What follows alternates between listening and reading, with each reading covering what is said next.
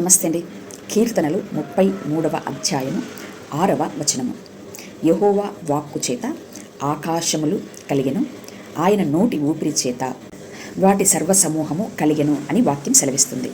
ఏమండి, అయితే ఇంతటి గొప్ప సృష్టికి కర్త అయినటువంటి ఆయన ఈ సృష్టిలో ఎక్కడ ఉన్నాడు అని వాక్యం సెలవిస్తుంది అంటే, కొరింథీయులకు రాసినటువంటి మొదటి పత్రిక 3వ అధ్యాయము 16వ వచనము ఈ మాదిరిగా సెలవిస్తుంది.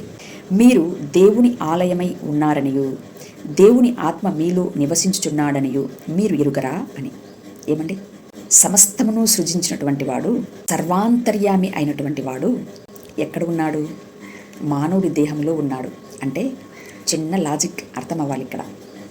సర్వ సమూహము మానవుడిలోనే ఉన్నది, సకల సృష్టి మానవుడిలో ఉన్నది, జనన మరణాలు మానవుడిలోనే ఉన్నవి.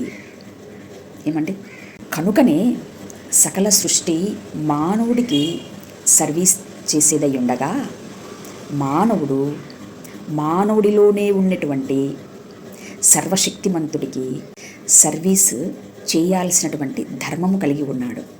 దేవుడికి మానవుడితో సర్వీస్ చేయించుకోవాలి అనుకోవడం ఏమిటి అనే మాదిరిగా మాట్లాడేటువంటి దౌర్భాగ్యులు కూడా లేకపోలేదు.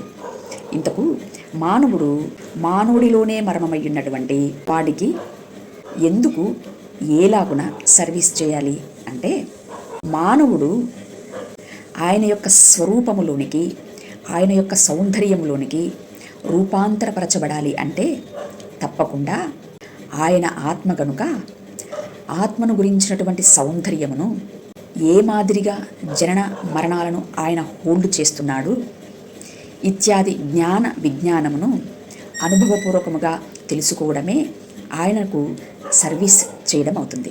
ఏమండి, దీనివలన దేవుడికి ప్రయోజనం కాదండోయ్, దీనివలన మానవుడికే ప్రయోజనమై ఉన్నది.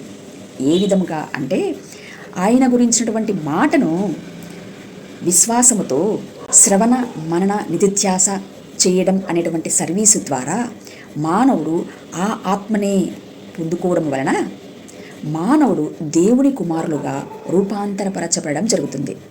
ఏమండి, కనుక మానవుడి యొక్క జన్మము ఎంత అద్భుతమైనదో ఎరిగి, ఇట్టి జన్మ మళ్ళీ మళ్ళీ రాదు అని ఎరిగి వచ్చినటువంటి అవకాశమును పోగొట్టుకొనక ఈ యొక్క దేహము నుంచి మహిమ దేహమునకు రూపాంతరపరచబడడానికి గురువు ఎవరో, ఆచరించి చూపించినటువంటి ఆచార్యుడు ఎవరో, అట్టి ఆచార్యుడిని అనుభవపూర్వకముగా కనుగొని అట్టి ఆచార్యుడి గురించినటువంటి మాటను విశ్వాసముతో శ్రవణ మనన నిధిధ్యాస చేయడం వలన ఆత్మసాక్షాత్కారం కలగడం వలన జన్మ సార్థకత అనేది కలుగుతుంది.